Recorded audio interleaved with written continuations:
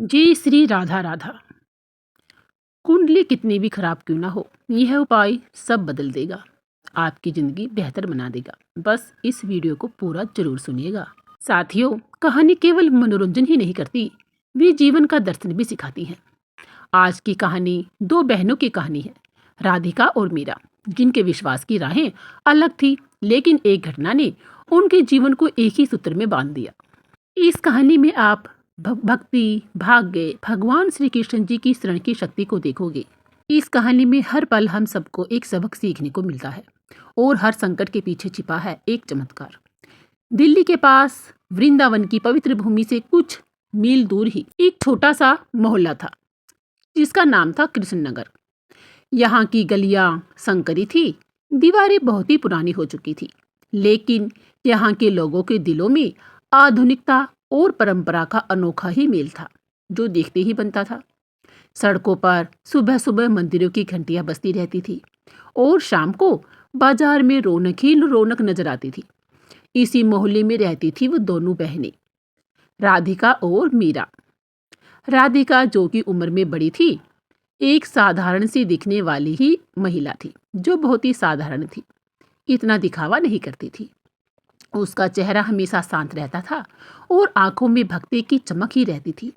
बचपन से ही वह भगवान श्री कृष्ण जी की परम भक्त थी। उसके पिता पंडित हरि नारायण जी एक छोटी सी मंदिर के पुजारी थी। हर शाम को वह भगवान और महाभारत की कथाएं सुनाती थी, हर प्रकार की धार्मिक कार्यक्रम करती थी।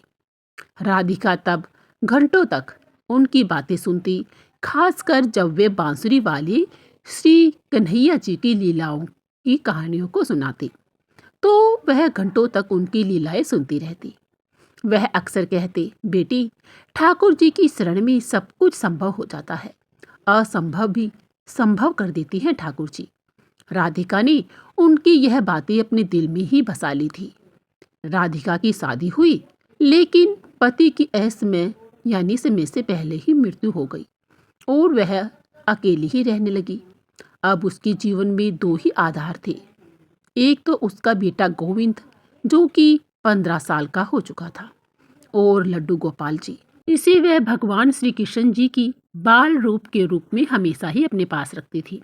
राधिका ने एक छोटी सी दुकान भी खोल रखी थी, जहां पर वह पूजा सामग्री आदि का सामान बेचा करती थी, जैसे कि फूल, अगरबत्ती, चंदन, तुलसी की मालाएं, पूजा की थाली आदि। हर सुबह सुबह वह 4 बजे उठती, सबसे पहले वह नहाती, फिर अपने घर की छोटी सी मंदिर में साफ सफाई करती, वहां जाती, वहां लड्डू गोपाल जी को स्नान कराती, पहले दूध से, फिर गंगा जल से, फिर नई पीले रंग के वस्त्र भी अवश्य पहनाती, माथे पर चंदन का तिलक लगाती और तुलसी की माला अर्पित भी करती। भोग में माखन, मिश्री, मौसमी फल का भी उपयोग करती। वह लड्डू गोपाल जी से प्रार्थना करती कि हे कन्हैया, हे हमारे ठाकुर भगवान, मेरी गोविंद की रक्षा करना। राधिका की छोटी बहन मीरा स्वभाव में बड़ी ही विद्रोही थी। वह बात बात पर लड़ाई किया करती थी। जहाँ राधिका भक्ति में हमेशा ही डूबी रहती, वहीं पर मीरा एक दूसरे से तर्क वितर्क किया करती, अपनी बातें आगे ही रखती। अपनी बातें मनवाने में वह बड़ी चतुर थी। मीरा हमेशा अपने पिता की कथाओं से ऊब जाती थी। वह बचपन से ही ऐसी थी। वह कहती, पापा, ये सब कहानियां हैं, असल में ग्रह और नक्षत्र नियति तय करते हैं, जो होता है वह पहले से ही तय होता है। मीरा ने शादी नहीं की, क्योंकि किसी एक पंडित ने मीरा की कुंडली को देखकर कहा था, विवाह का योग नहीं है। इस बात ने उसके मन में ज्योतिष के प्रति विश्वास और भी अधिक गहरा कर दिया था। अब वह एक ज्योतिष केंद्र चलाती थी, यानी कि ज्योतिष भी बन चुकी थी। उसका कमरा कुंडली, यंत्रों, रुद्राक्ष, मालाओं और ज्योतिष की किताबों से बिल्कुल ही भरा रहता था। लोग दूर दूर से उसके पास आते थे, उसे अपनी समस्याएं बताते थे। व्यापार में नुकसान, वैवाहिक जीवन में तनाव, संतान सुख की कमी। मीरा उनकी कुंडली देखती और ग्रहों की चाल को समझती और उनका उनको उपाय बताती, जिससे उनके दोष, ग्रह दोष दूर हो सके। शनि की दशा है, ये यंत्र घर में रख लो भाई। राहु खराब है, काले तिल दान करो भाई। यह वाक्य अक्सर उसके मुंह से निकलते ही रहते थे, कभी रुकते ही नहीं थे। दोनों बहनें एक ही घर में रहा करती थी, जो उनके पिता ने छोड़ा था। घर पुराना हो चुका था, लेकिन प्यार से सजा हुआ था। राधिका का कमरा मंदिर जैसा लगता था। राधिका के कमरे में भगवान श्री कृष्ण जी की हमेशा तस्वीरें लगी रहती, तुलसी का पौधा होता और भजन की ढेर सारी किताबें। मीरा का कमरा एक प्रयोगशाला जैसा लगता था, जैसे कि मेज पर चार्ट, लैपटॉप, ज्योतिष सॉफ्टवेयर आदि। राधिका का बेटा गोविंद दोनों से बहुत ही प्यार करता था, अपनी माँ का से भी और अपनी मौसी से भी। वह माँ के साथ मंदिर में बैठता, भजन गाता, कीर्तन करता। मौसी के साथ बैठता, वह ज्योतिष की बातें सुनता, लेकिन मन ही मन में हंसता भी। वह मजाक करता, मौसी आपकी कुंडली में तो मेरी शरारतें लिखी ही होंगी, मुझे बता दीजिए ना। गोविंद एक सामान्य किशोर बालक था। स्कूल में पढ़ाई अच्छी करता था, लेकिन उसकी खेल में ज्यादा ही रुचि थी। क्रिकेट खेलना, फुटबॉल, साइकिल रेस, उसकी दुनिया दोस्तों और मौज मस्ती से भरी हुई थी। वह अपनी माँ की तरह ही भक्ति में पूरा विश्वास रखता था। हर शाम वह मंदिर में बैठता और श्री लड्डू गोपाल जी से बातें भी किया करता था, अपनी मन की बातें उन्हें बताता था। वह लड्डू गोपाल जी से कहता, ठाकुर जी आज तो स्कूल में मेरा दोस्त रवि मुझसे नाराज हो गया है, क्या मैं उसे मना लूं? राधिका यह देखकर बड़ी ही खुश होती कि उसका बेटा लड्डू गोपाल जी से बातें करता है। उसे लगता गोविंद उसका सबसे बड़ा वरदान है। एक दिन राधिका ने मीरा से कहा, बहन तू भी कभी ठाकुर जी की आरती में शामिल हो जाना, मन को बहुत सुकून मिलेगा तुझे। मीरा हंसती, बहन मेरे पास समय नहीं है, कल एक क्लाइंट आ रहा है, उसकी कुंडली में राहु केतु का दोष है, मुझे उसका उपाय ढूंढना है, उसे बताना है। समय ऐसे ही बीत रहा था। गर्मियों की एक दिन दोपहर थी, सूरज आग बरसा रहा था। कृष्णनगर की सड़कें धूल और शोर से भरी हुई थी। गोविंद अपनी पुरानी साइकिल पर स्कूल से लौट रहा था। वह बड़ी तेज गति से साइकिल चला रहा था, क्योंकि उसे दोस्तों के साथ पार्क में जो जाना था क्रिकेट खेलने के लिए। सड़क पर ट्रैफिक हमेशा की तरह बहुत ही अधिक था। एक चौराहे पर एक कार चालक ने फोन पर बात करते हुए तेजी से गाड़ी को मोड़ लिया। वह गोविंद को देख ही नहीं पाया और धड़ाम से एक दूसरे की टक्कर हो गई। साइकिल हवा में उछली और गोविंद सड़क पर जा गिरा। उसका सिर एक पत्थर से टकरा गया।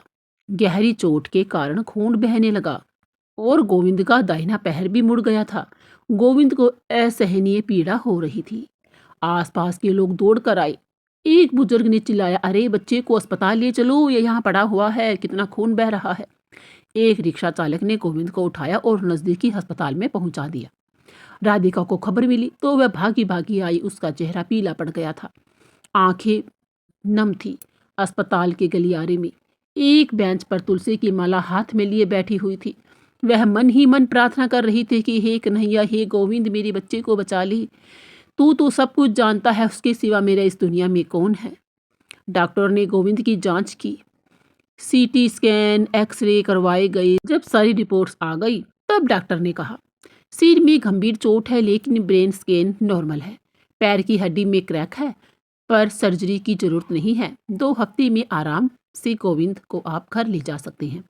यह सुनकर राधिका ने कुछ राहत की सांस ली। वह गोविंद के बिस्तर के पास बैठी और उसका माथा सहलाने लगी।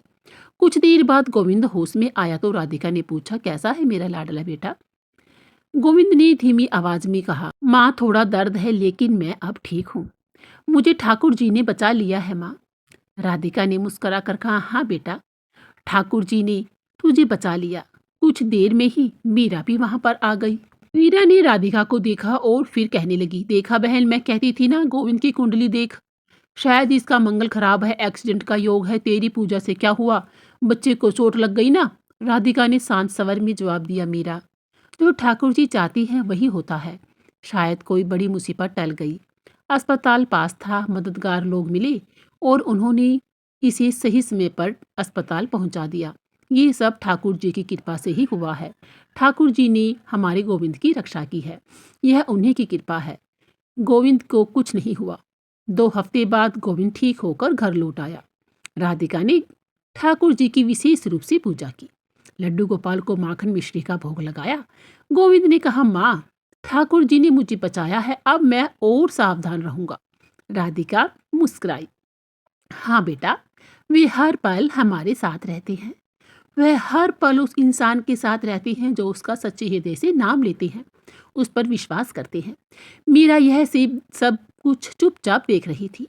वह रात को अपनी मेज पर बैठी और गोविंद की कुंडली देखने लगी। कुछ देर अपनी उंगलियों पर कुछ गुणा भाग करके उसने कहा, मीरा ने राधिका को बताया कि शनि की 7.5 चल रही है, इसका उपाय हमें जरूर करना चाहिए, लेकिन राधिका ने मना कर दिया। और राधिका कहने लगी, मीरा, मेरे ठाकुर जी सब संभाल लेंगे। भला मेरे ठाकुर जी की होते हुए मुझे कुछ करने की जरूरत नहीं है। ऐसी ही यह बात आई और हो गई। मानसून का मौसम आ गया। बारिश से सड़कें फिसलन भरी हो चुकी थी। गोविंद अब साइकिल कम चलाता था, लेकिन उसने क्रिकेट का शौक नहीं छोड़ा था। एक शाम जब दोस्तों के साथ वह पार्क में खेल रहा था, खेलते समय गेंद सड़क पर चली गई। वह गेंद उठाने के लिए उसके पीछे पीछे दौड़ पड़ा। तभी एक मोटरसाइकिल सवार तेजी से आया, उसकी ब्रेक लगाया, लेकिन सड़क गीली थी, वह फिसल ही गया। वह गोविंद से टकरा गया। गोविंद गिर पड़ा और उसका दाहिना हाथ टूट गया और कमर में भी बहुत गहरी चोट लग गई। तेज दर्द से वह चीख उठा। उसके दोस्तों ने उसे उठाया और पास के अस्पताल में पहुंचा दिया। राधिका को जब यह खबर मिली तो वह फिर से दौड़ी दौड़ी आई, अस्पताल में गई। वह गोविंद के पास बैठी माला जाप कर रही थी और मन ही मन ठाकुर जी से बातें भी कर रही थी। कन्हैया, तूने पहली बार गोविंद की रक्षा की है, अब भी कर। डॉक्टर ने कहा, हाथ में फ्रैक्चर है, प्लास्टर लगेगा, कमर को आराम चाहिए। इसका अच्छा भाग्य है ज्यादा बड़ा नुकसान नहीं हुआ है। इतने में मीरा भी वहां आ गई। इस बार उसका गुस्सा साफ दिख रहा था। वह गुस्से में भरकर बोली, देखा, मैंने कहा था ना कि शनि की 7.5 चल रही है, इसका कुछ उपाय कर ले, लेकिन तूने उपाय नहीं किया। दोबारा से चोट लग गई इसको। इसके भाग्य में दुख लिखा है, मैंने तुझे कहा था, लेकिन तेरे भगवान ने क्या किया, इसे फिर से चोट लगवा दी। राधिका ने शांत स्वर में कहा, मीरा, अगर ठाकुर जी चाहते दुख आए हैं तो आए, लेकिन देख, पहले भी वे हमारे साथ हैं। इस बार भी अस्पताल पास था। गोविंद समय से अस्पताल पहुंच गया और डॉक्टर भी अच्छे मिले। गोविंद जल्द ही ठीक भी हो जाएगा। इस बार गोविंद को ठीक होने में 1 महीना लग जाएगा। जिस दिन उसका प्लास्टर हटा, राधिका ने फिर पूजा की, लेकिन अब गोविंद डरने लगा था। वह बोला, माँ, मेरे साथ बार बार ऐसा क्यों होता है? राधिका ने उसे गले से लगाया और बोली, बेटा, जीवन एक परीक्षा है, ठाकुर जी पर विश्वास रख, वे हर कदम पर हमारे साथ हैं। लेकिन मीरा की चिंता अब गहरी हो गई थी, क्योंकि वह गोविंद की मौसी जो थी, उसे समझ नहीं आ रहा था कि गोविंद के साथ यह सब क्यों हो रहा है। भला उसकी कुंडली में ऐसा कौन सा दोष है जिसके कारण उसके साथ ऐसा बार बार हो रहा है। वह रातों को जागती सोचती, कुंडली में क्या दोष है, मुझे पता करना होगा। सर्दियां आ चुकी थी। उन दिनों घना कोहरा था। राधिका और गोविंद एक दिन बाजार जा रहे थे। वह ऑटो में बैठे थे और सामान की लिस्ट बना रहे थे। अचानक ऑटो चालक ने स्पीड बढ़ा दी। कोहरे के सामने ट्रक दिखा ही नहीं। उसने ब्रेक लगाया, लेकिन फेल हो गई। ऑटो पलट गया। राधिका का सिर ऑटो के पाइप से टकरा गया। गोविंद का पैर भी ऑटो की सीट पर फंस गया। दोनों को चोट आई थी। राहगीरों ने उन्हें अस्पताल पहुंचाया। डॉक्टर ने राधिका से कहा, राधिका जी, आपके सिर पर चोट लगी है, कुछ टांके लगवानी पड़ेंगी। गोविंद का पैर चोटिल है, लेकिन हड्डी सुरक्षित है, आप दोनों जल्दी ही ठीक हो जाएंगे। राधिका ने अपनी आंखें बंद कर ली और मन ही मन कहा, धन्यवाद ठाकुर जी। मीरा भी अस्पताल आ चुकी थी। अब और नहीं रुका सकी मीरा अपने गुस्से को। उसने गोविंद का जन्म विवरण लिया और अपने विश्वसनीय ज्योतिष पंडित विश्वनाथ के पास पहुंच गई थी मीरा। पंडित जी बुजुर्ग थे और उन्हें ज्योतिष में 40 साल का अनुभव भी था। उन्होंने गोविंद की कुंडली खोली और ग्रहों की गणना आरंभ कर दी।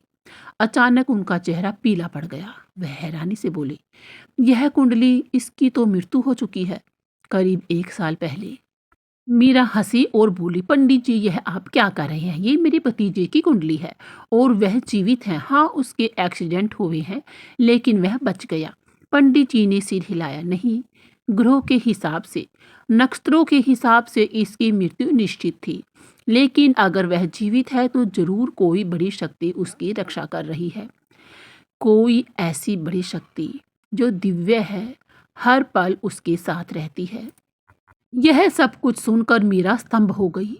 उसका मन हिल गया। वह दौड़ी दौड़ी घर पहुंची और हड़बड़ी में जोर जोर से दरवाज़ा खटखटाने लगी। जैसे ही राधिका ने दरवाज़ा खोला, वह हाफते हुए बोली, बहन, मुझे तेरे ठाकुर जी से मिलना है, मुझे उनके दर्शन करवा। राधिका हैरान होते हुए बोली, क्या हुआ है मीरा तुझको? मीरा की आंखों में आंसू थे, उसका शरीर कांप रहा था। वह कांपती आवाज में बोली, तू सही कहती है, ईश्वर है और तेरे साथ है, हर पल हर घड़ी। उस दिन से मीरा बदल गई। वह राधिका के साथ मंदिर में बैठने लगी, हरि के गान करने लगी, ठाकुर जी को भोग लगाने लगी। पहले तो वह सिर्फ देखती थी, फिर धीरे धीरे वह भी भजन गाने लगी, लड्डू गोपाल को भोग लगाती, उनकी सेवा करती। एक दिन उसने राधिका से कहा, बहन, मैंने कितने साल ज्योतिष में बिता दिए, लेकिन मुझे आज समझ में आया, सारे नक्षत्रों का स्वामी तो एक ही है, गोविंद। राधा, कृष्ण। मीरा का बेटा गोविंद अब पहले से ज्यादा सावधान हो रहा था, क्योंकि उसको डर था कि कहीं उसे फिर से चोट ना लग जाए। लेकिन उसका विश्वास और गहरा हो गया। वह कहता, माँ, ठाकुर जी मेरे सुपर हीरो हैं, वह हर पल मेरे सुपर हीरो की तरह रक्षा करते हैं। राधिका और मीरा अब साथ मिलकर पूजा करती।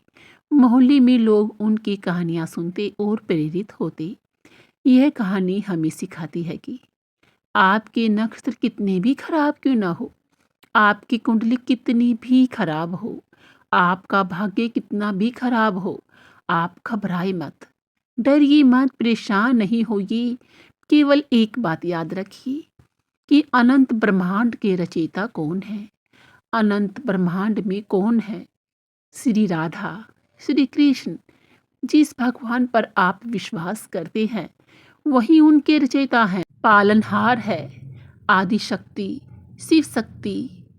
जो कोई भी भगवान हो जिस पर आप विश्वास करते हैं, पूरे विश्वास के साथ विश्वास कीजिए, पूरी भक्ति श्रद्धा के साथ विश्वास कीजिए। भला जब हमारे साथ भगवान होते हैं तो हमारा भला कौन क्या बिगाड़ सकता है। सभी नक्षत्रों का स्वामी कौन है? कौन है जिसके बांसुरी के इर्द गिर्द सारे नक्षत्र घूमते रहते हैं, जिसके चरणों में अनंत ब्रह्मांड है, जो सबका रचयिता है। इस अनंत ब्रह्मांड में एक पत्ता भी उसकी मर्जी के बिना हिल नहीं सकता। वो है भगवान श्री कृष्ण। राधा, वो है अनंत ब्रह्मांड के रचयिता, पालनहार, करता धरता।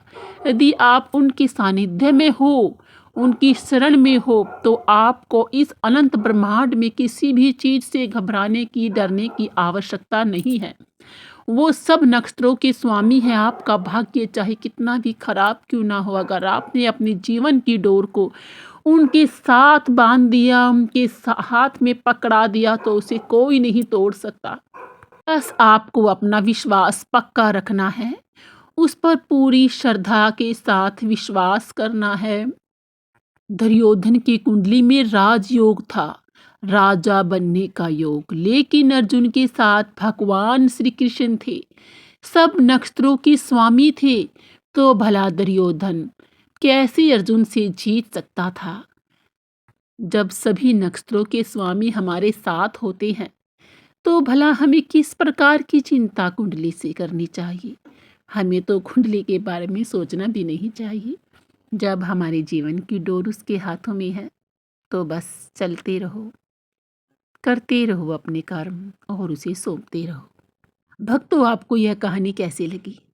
अगर अच्छी लगी हो तो लाइक जरूर करें, कमेंट में जय श्री राधा कृष्ण जरूर लिखें। अगर आपको कोई परेशानी है तो हमें कमेंट में जरूर बताएं और राधा कृष्ण पर छोड़ दें, फिर देखना वह परेशानी कैसे अपने आप ही हल हो जाती है।